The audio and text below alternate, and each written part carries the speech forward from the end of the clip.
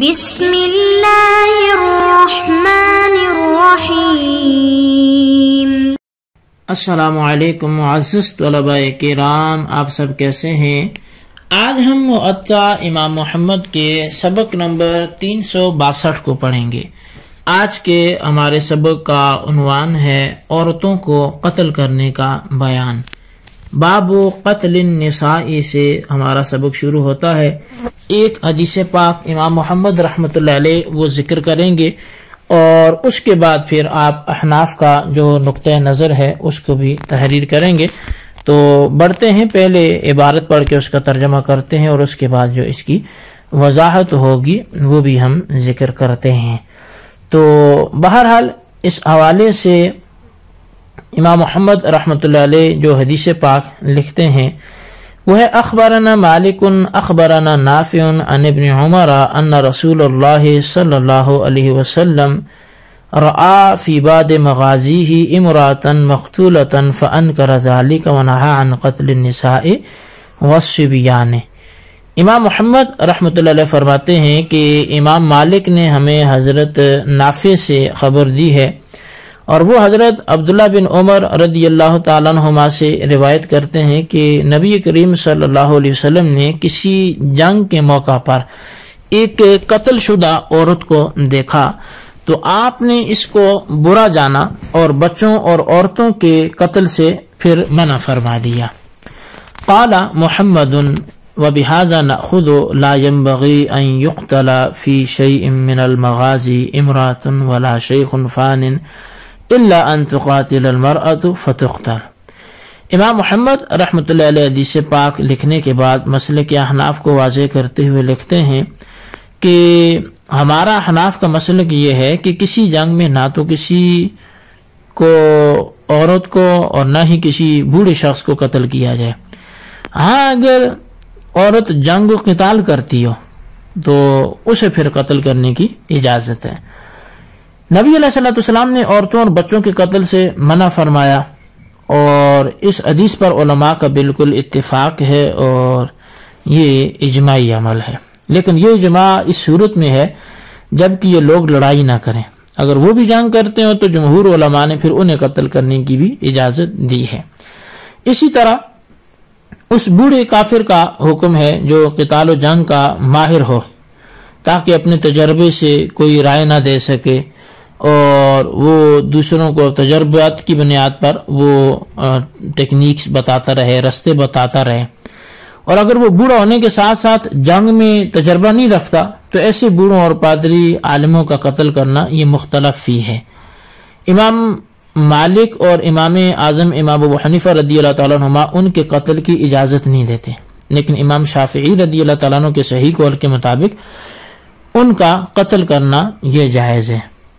اب مومنوں کے لیے یہی مناسب ہے کہ نہ ہی وہ خیانت کریں اور نہ ہی وہ مصلح کریں، جیسے کہ ہدایہ میں بھی اس کے حوالے سے ذکر کیا گیا ہے، اور نہ ہی عورت، بچے، مجنون، شیخ فانی، نابینے اور لنجے کو قتل کریں۔ ہاں اگر ان میں سے کوئی ایسا ہے جو جنگی مہارت رکھتا ہے یا عورت ہوتے ہوئے وہ سربراہ مملکت ہے یا نابالغ بچہ حکومت کا کرتا درتا ہے اور یہ لڑنے والے کے ساتھ میدان جنگ میں موجود ہوں اور ان کے قتل کرنے سے دشمن کی جمعیت اور ان کی طاقت کمزور پڑتی ہو تو اس وقت ان کے قتل کرنے میں کوئی حرج نہیں ہے۔ تو یہ ایک بنیادی سی بات ہے کہ اس حوالے سے یہ بھی لکھا علماء نے کہ اگر عورت مالدار ہوتے ہوئے اپنے مال کے بل بوتے پر لوگوں کو جنگ کرنے پر وہ آمادہ کرتی ہے تو ایسی عورت کا قتل بھی جائز ہے، جیسا کہ محیط میں بھی اسی حوالے سے مذکور ہے۔ اسی طرح مذکورہ اشخاص میں سے اگر کوئی شخص لڑائی میں شریک ہے تو اس کا بھی مارنا جائز ہے۔ مجنون اور بچہ کو جو ہے وہ قتل کرنا اس وقت مباح ہوگا جب یہ لڑائی کریں، لڑائی کے علاوہ ان کا قتل جائز نہیں ہوگا۔ اچھا، قیدی بن جانے کے بعد ان دو کے علاوہ اشخاص کا قتل جائز نہیں ہے۔ اگر مجنون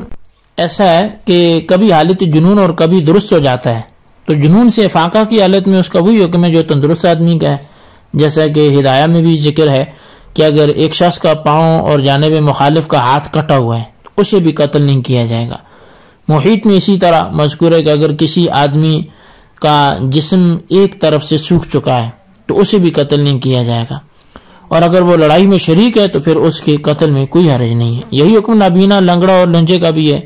یہ اشخاص اگر جنگ میں شریک ہیں اور اپنے ساتھیوں کو جنگ پر ابھارتے ہیں، کسی نے اگر ان کو قتل کر دیا تو ان کے قاتل پر کچھ بھی لازم نہیں ہوگا۔ ایسا ہی فتاوی قاضی خان میں بھی ہے، فتاوی عالمگیری میں بھی ہے۔ تو بہرحال یہ اس وضاحت سے یہ بات سامنے آتی ہے کہ بہت کافی ہے ان کو اتنی چھوٹ دینا کہ اگر وہ لڑائی نہیں کر رہے تو پھر ان کے لیے یہ ساری رعایت موجود ہے، لیکن اگر وہ خود آ کر نقصان پہنچائیں مسلمانوں کو تو پھر بدلے میں ان کو قتل کیا جائے گا۔ تو بہرحال اس حوالے سے حضرت عبداللہ بن عباس رضی اللہ تعالی عنہما وہ بیان کرتے ہیں کہ میں نے رسول کریم صلی اللہ علیہ وسلم سے پوچھا کہ مسلمانوں کے کچھ گھوڑ سواروں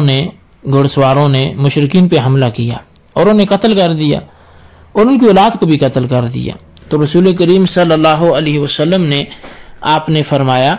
کہ وہ اولاد اپنے آباء و اجداد کے ساتھ ہیں۔ اسے طبرانی نے روایت کیا اور اس میں ایک راوی ابراہیم بن اسماعیل ہیں جسے امام احمد نے قابل وثوق کہا ہے، اور جمہور نے اس کی جو تضعیف ہے یعنی ضعیف ہونے کو بھی ذکر کیا ہے، اور بقیہ راوی صحیح حدیث کے راوی ہیں۔ تو بہرحال مجموع الزوائد کے اندر اس روایت کو ذکر کیا گیا۔ اب اس روایت سے معلوم ہوا کہ جب وہ لڑنے والے کافروں کے بچوں کو بچانے کا کوئی طریقہ نہ ہو تو ایسی حالت میں اگر ان کے بچے بوڑھے اور عورتیں تھیں ان کی وہ اگر قتل ہو جاتی ہیں تو اس میں کوئی حرج نہیں ہے۔ جیسے کہ موجودہ دور میں جب دشمن کے کسی قلعہ یا چھاونی پر مسلمان فوج بمباری کرے تو ان میں سے کسی کو بچانا ناممکن ہوتا ہے۔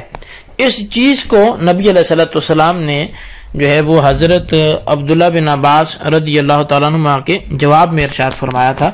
کہ بچے اپنے آباء کے تابع ہوتے ہیں۔ اب اس کی جو مزید تشریح ہے، جو مزید وضاحت ہے، تو وہ علامہ بدر الدین عینی رحمۃ اللہ علیہ نے آپ نے صحیح بخاری کی شرح عمدۃ القاری میں وہ بیان فرمائی ہے۔ آپ لکھتے ہیں کہ ابو عمر نے کہا کہ فقہائے کرام نے منجمیق کے ذریعے قلعہ پر پتھر برسانے میں اختلاف کیا ہے، جبکہ اس قلعے میں کفار و مشرکین کے ساتھ ان کے بچے یا مسلمان قیدی بھی ہوں۔ امام مالک رضی اللہ عنہ فرماتے ہیں کہ ایسے قلعے پر پتھر نہ برسائے جائیں اور نہ ہی ایسی کشتی کو ڈبویا جائے جس میں مشرکین و کفار کے ساتھ ساتھ مسلمان قیدی بھی ہوں۔ امام اوزائی فرماتے ہیں کہ اگر ان دونوں صورتوں میں کفار و مشرکین بچوں اور مسلمان قیدیوں کو سامنے لاتے ہیں تاکہ تکلیف ان کو پہنچے پھر تو پتھر برسانے اور کشتی ڈبونا یہ درست نہیں ہے۔ امام ثوری، امام اعظم، امام ابو حنیفہ رضی اللہ تعالیٰ عنہ اور قاضی ابو یوسف، امام محمد اور امام شافعی کے قول صحیح میں اور امام احمد اسحاق رحمۃ اللہ علیہ یہ فرماتے ہیں کہ جب کفار کا قتل بچوں کے قتل کیے بغیر یا مسلمان قیدی کے مارے بغیر ناممکن ہو تو پھر ان کا قتل جو ہے وہ اس صورت میں جائز نہیں ہوگا، یعنی ان مسلمان قیدیوں کا یا چھوٹے بچوں کا۔ لیکن اب آپ ان کافروں کو ماریں گے تو اب اگر ان کو مارے بغیر یہ وہ نہیں مار سکتے تو پھر ان کا قتل بھی جائز ہوگا۔ ابو عمر نے کہا کہ امام ثوری، امام اعظم، امام ابو حنیفہ اور آپ کے اصحاب کا قول یہ ہے کہ مشرکین کے قلعوں پر پتھر برسانے میں کوئی حرج نہیں ہے، اگرچہ ان میں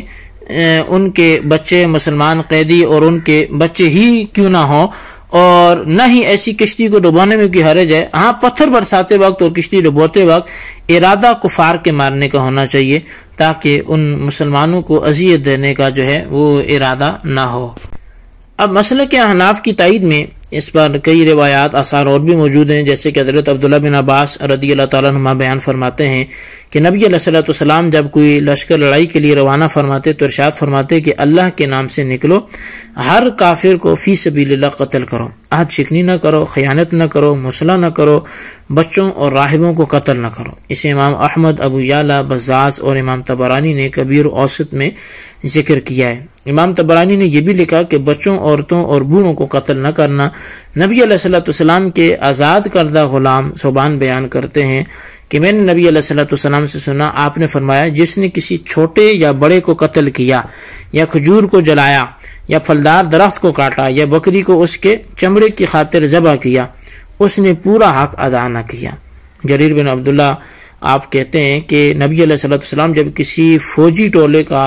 کو محاذ پر بھیجتے تو فرماتے کہ اللہ کے نام سے اللہ کے راستے میں اللہ کے رسول کی ملت پر جاؤ، اور آج شکنی، خیانت، مسلح نہ کرنا، اور نہ ہی بچوں کو قتل کرنا۔ اس سے بھی ابو جعل نے اور امام طبرانی نے ان تینوں چیزوں میں ذکر کیا۔ اسی طرح ایک مقتولہ عورت سے جو ہے وہ یہ حضرت ابن عمرو انصاری سے روایت ہے کہ نبی علیہ السلام کا گزر ایک مقتولہ عورت سے ہوا، اور آپ نے پوچھا کہ اسے کس نے قتل کیا؟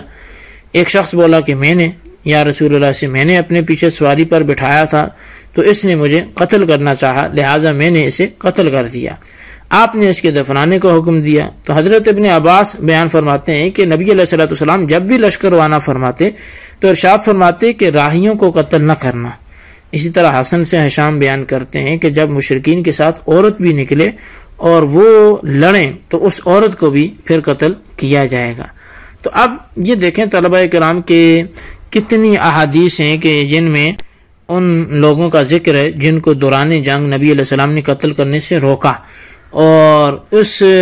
کے ساتھ ساتھ چند اخلاقی باتیں بھی آپ نے ارشاد فرمائی کہ دوران جنگ مسلمانوں کو انہیں نہیں چھوڑنا چاہیے۔ بہرحال ایک حدیث میں راہب کو قتل کرنے سے آپ نے منع فرمایا۔ تو حناف کا مسلک بھی یہی ہے کہ اس ایسی عورت کو قتل جو ہے وہ کرنے کے حوالے سے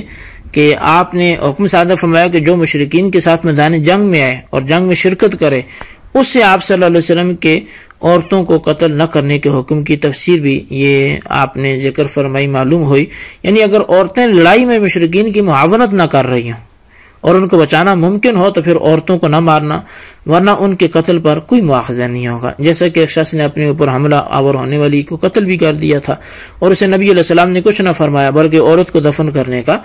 حکم دے دیا تھا۔ تو بہرحال حاصل کلام یہ ہے کہ بچے، عورتیں، اگر یہ کافروں کے معاون ہو، بوڑھا ایسا کوئی جو کافروں کا معاون ہو اور اس سے دین کو، مسلمانوں کو نقصان پہنچتا ہو تو اسے قتل کریں گے، ورنہ کسی کو ان میں سے کسی کو قتل نہیں کریں گے۔ اللہ تبارک و تعالیٰ سے دعا کرتے ہیں جو ہم نے پڑھا سنا سے یاد رکھنے کی توفیق نصیب فرمائے۔